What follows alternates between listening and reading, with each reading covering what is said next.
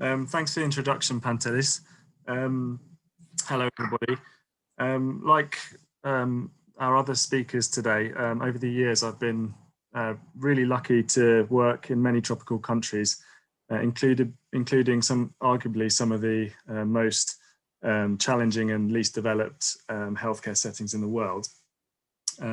So I've experienced kind of firsthand how difficult it can be for clinicians and epidemiologists to practice with limited resources and infrastructure.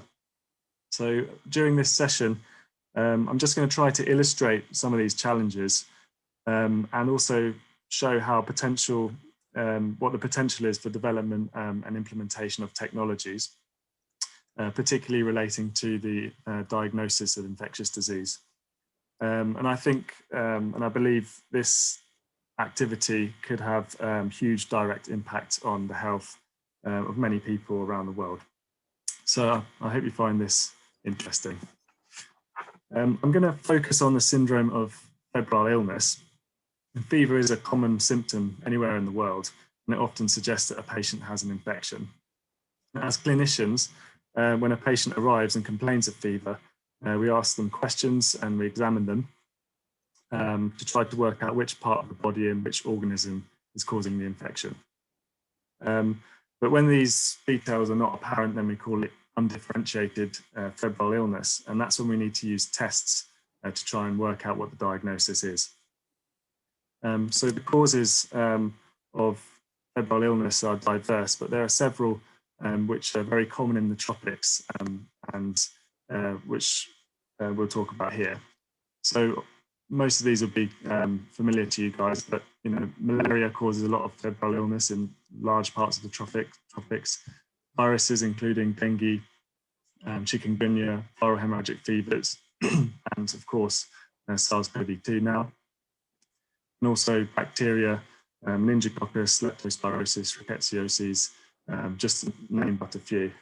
And I guess what I'm trying to illustrate is that only by doing tests on these patients can we make sure that they get the right treatment. Can we reduce inappropriate treatments that they receive? We can affect the correct infection prevention control measures within healthcare facilities. And also by diagnosing people, we can notify cases and perform disease surveillance on a regional, national and international scale.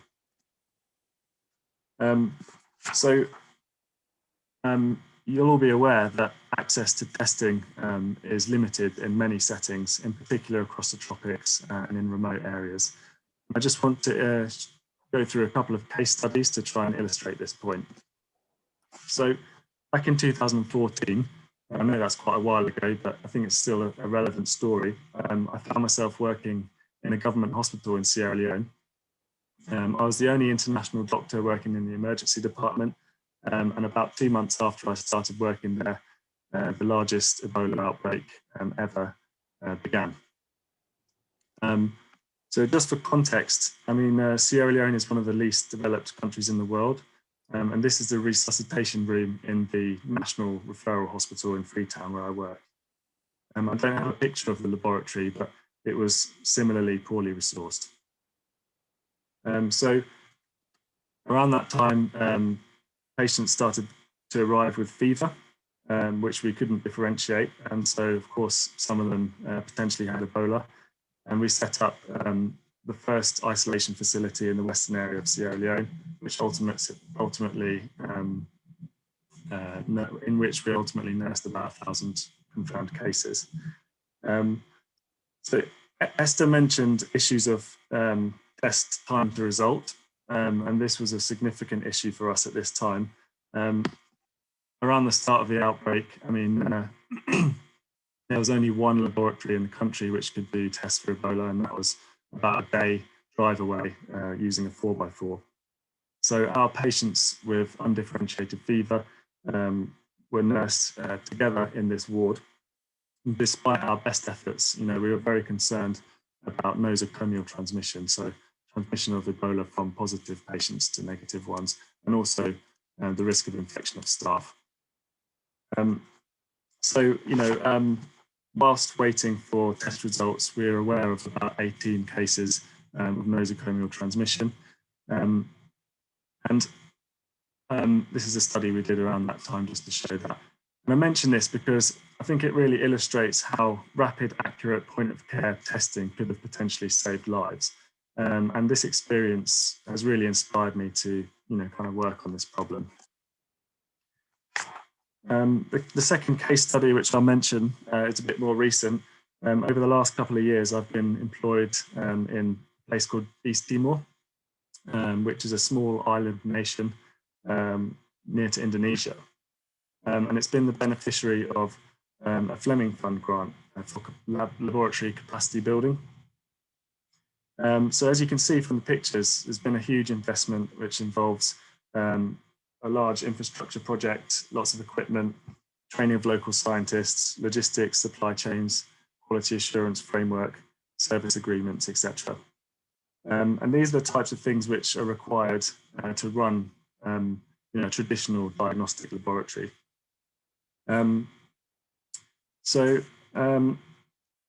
Now, Louise mentioned natural disasters in her talk as a potential challenge. When I was there a couple of months ago, there was a huge flood, which you may have seen in the news, and it affected our lab. You can see us clearing up some of the mess and how many reagents were spoiled and we had to throw away.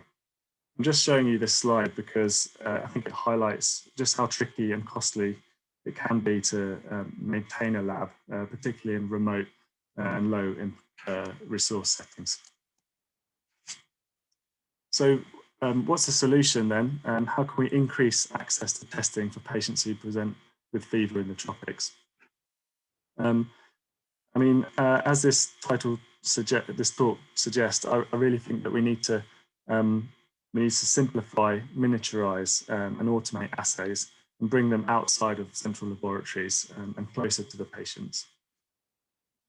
And this is, of course, a transition which has already begun with the development of rapid diagnostic testing.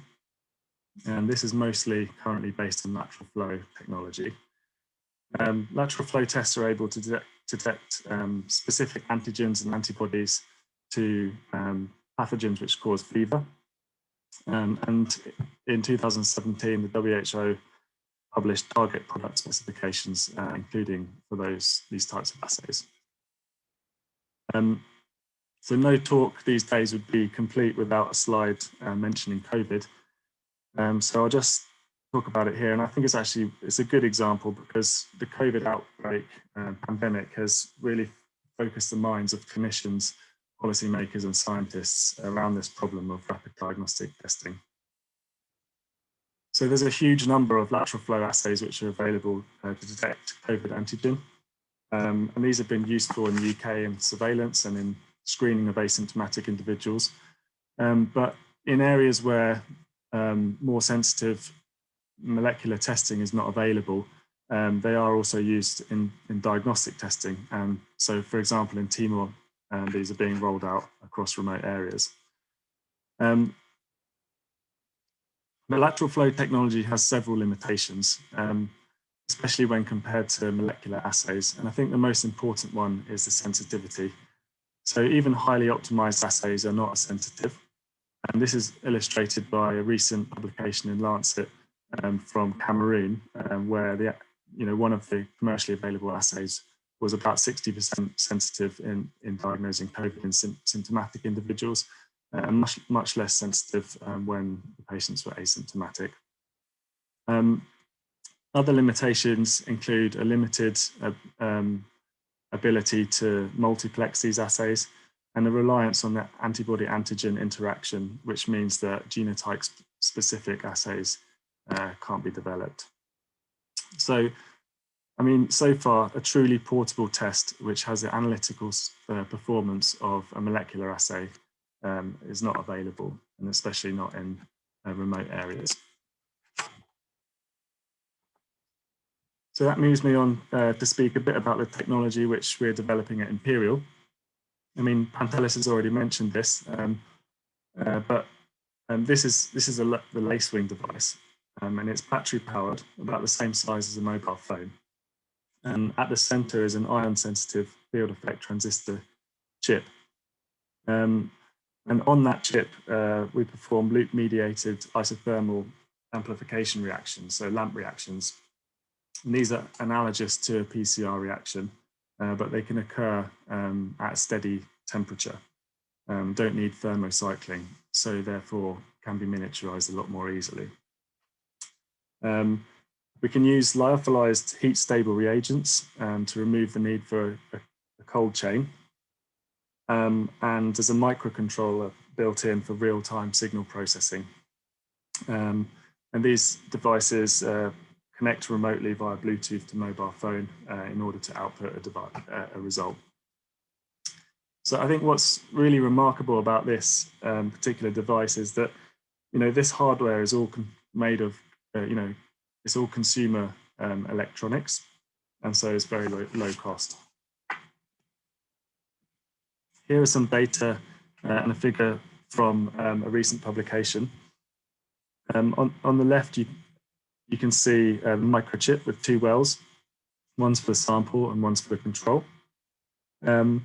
And looking along the top row of pictures, you can see that when the LAMP reaction occurs, this is detected as a signal change in voltage on the chip. And once the signal is processed and the background sensor drift is removed, then we can see quite a nice sigmoidal amplification curve, similar to what you might see in a PCR reaction. So this signal can be interpreted automatically, so the device can give positive versus negative result, and also a time to positivity can be calculated, giving an indication of the load or the quantity of the target nucleic acid in the sample. At the bottom, you can see some data from a study which validated the COVID LAMP assay, which we're using on the chip. And as you can see, it's very specific and sensitive when compared to a commercially available PCR assay. And the samples where the target was missed were those with very high CT values on PCR, so where the concentration of RNA is very low. So similar to this piece of work, we've demonstrated, as Pantelis mentioned, the detection of malaria, including different species and resistance gene mutations, 2 different serotypes of dengue virus, and lots of other targets as well. So this technology is still in development, and we have an amazing team of engineers, molecular scientists, computer scientists, and clinicians.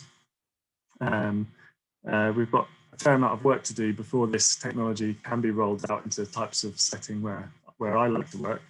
But I think this is feasible within the next few years. Our priorities for that duration are to develop and integrate a sample preparation module, which will extract a sample and create a truly one-step sample to result workflow. We'd like to increase the number of targets that we can assay on one chip. We can do this by increasing the chip size, optimizing the microfluidics, or using novel data-driven multiplex techniques. And we're aiming for a modular platform which can be used, which different assays, new assays, can be chosen and put on it with minimal effort. We're also looking to use this device as well as to miniaturize molecular tests. We'd like to also miniaturize serological tests and look for antibodies and antigens, which are present at different phases of febrile illness compared to the actual pathogen. We'd like to improve and optimize the remote connectivity part of this so that cases can be automated, case notification can be automated, and we can contribute more to disease surveillance. And as many of the other talks have mentioned, it's going to be really crucial for us to engage end users in co-design of this technology so that it fits their needs and is acceptable in the settings where we intend it to be used. And finally, what I'm really interested in is showing that our technology performs is adopted and performs against available alternatives in clinical scenarios as well as in a laboratory. So just to conclude, I mean, fever is a huge problem in many parts of the tropics, and it causes significant deaths among adults and children in that setting. And the clinical diagnosis is crucial because it helps patient care, infection prevention control, and also surveillance. And you know, there are some really exciting technologies being developed, including at Imperial, to improve diagnosis of fever across the tropics. And this includes the integration of LAMP technology, electrochemical sensing, microfluidics, remote connectivity, to produce a new generation of portable, accurate, acceptable, and affordable tests. That brings me to the end of my talk. I just wanted to acknowledge Antelis, who's one of my PhD students, supervisors, Dr. Jesus Rodrigo, Alison Holmes, and Nicholas Moser from Imperial, and also some of the organisations which I'm currently collaborating with and have worked with in the past. Thank you very much for listening.